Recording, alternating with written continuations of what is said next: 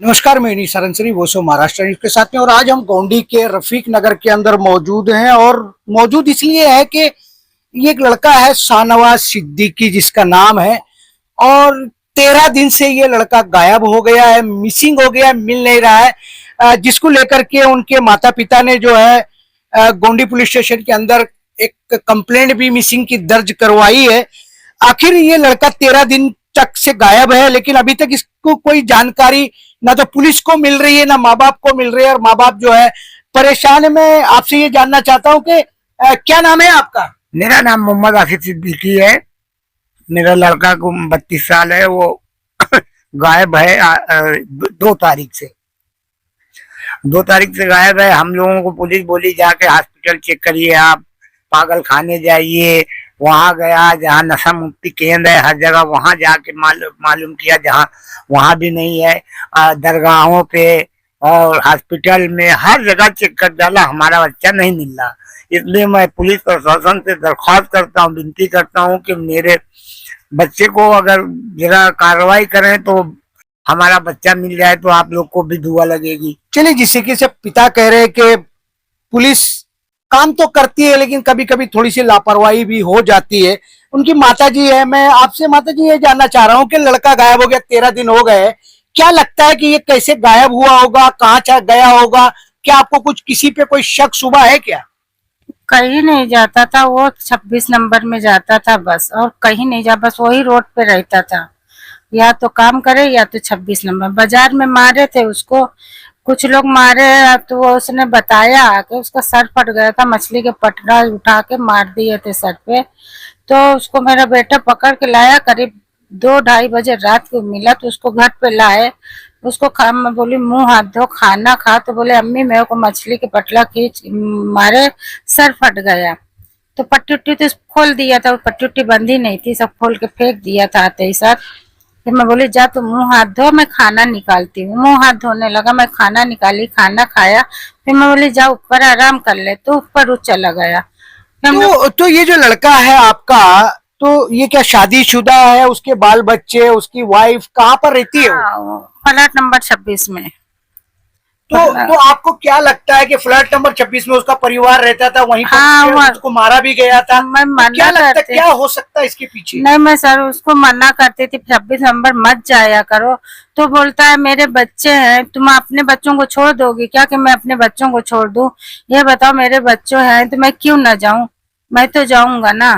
तो मैं कितना भी, उस दिन भी जिस दिन गया उस दिन भी मना करी, मगर लेकिन माना नहीं, वो चला गया। तो उनकी जो पत्नी है, उनकी जो औरत है, वो क्या उनको ढूंढने में इंटरेस्ट रखती है या पुलिस स्टेशन में वो आई थी क्या? नहीं, वो इंटरेस्ट नहीं रखती। वो सऊदी गई, सऊदी से जो है तो 1.25 साल के बाद आई। उससे न बात करती है, और वो जाता है उसके घर पे बच्चों के मोहब्बत से, तो उसको उसके बानोई मारता भी है, भगा देता है। लेकिन वो मार भी खाता है, जाता है बारिश में 3-3 घंटा खड़ा रहता है। तो खुद ही फोन करके मेरे को बुलाती थी, अम्मी देखो शाहनवाज यहाँ खड़ा है, इसको बुला ले जाओ।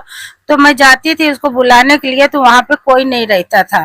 3-4 बार उसने फोन कर करके बुलाई। तो ये बारिश में मैं गई, मगर वहां पे मेरा बच्चा दिखा नहीं, कब आया कब गया वो हमको नहीं मालूम। लेकिन बराबर मेरे को बुलाती थी। फिर जब मेरा बच्चा गुम गया तो मैं उसको फोन करी, मैं बोली कि मैं रुखसार शाहनवाज कल उसको 1 नंबर रोड 2 नंबर रोड पे मारे थे मछली बाजार में 1 तारीख को, और शाहनवाज घर पे आया नहीं है। 2 तारीख को सुबह में गया तो 2 तारीख को घर में रात को आया ही नहीं। तो कहीं देखेगा? बोले नहीं अम्मी मुझे नहीं मालूम कौन मारा था। तो मैं नाम बताई कि ये लोग मारे उसको। तो मारे, तो बोले तुम गई नहीं, उससे पूछे नहीं? तो मैं बोली नहीं मैं नहीं गई, कल जाऊंगी मैं बोली। तो बोली अच्छा आती हूँ। फिर आई है तो न मेरे को फोन करी न मेरे से कुछ बोली। तो ये जिनका आप कह रही हो कि उन्होंने उसको मारा था लड़के को, तो क्या मारने वालों से पुलिस ने कोई जांच पड़ताल की कि भाई मारने के बाद? करी कुछ न जांच न पड़ताल, खाली वही रिपोर्टिंग लिख ली है, मतलब मिसिज रिपोर्टिंग, और कुछ भी रिपोर्ट लिखे नहीं है। मतलब जैसे FIR करना चाहिए वो सब कुछ नहीं करे ना। अभी तक कोई मतलब मालूम पड़ा है कुछ भी। और ना पुलिस वालों को मैं देखी कि आए या कुछ दरियाब करते, कुछ नहीं। खाली एक दिन रुखसार को बुलाए थे, उसकी वाइफ को, और एक दिन जो मारे थे उसके बेटे लोग मारे थे, और वो उसको बुलाए थे, उससे पूछे तो उसने उसको बताई हाँ मेरा पतरा चोरी करा, मेरा ये सब उन लोग लिख लिए, पुलिस वाले क्या क्या वो बोले वो बयान लिख लिए, वो मैं देखी।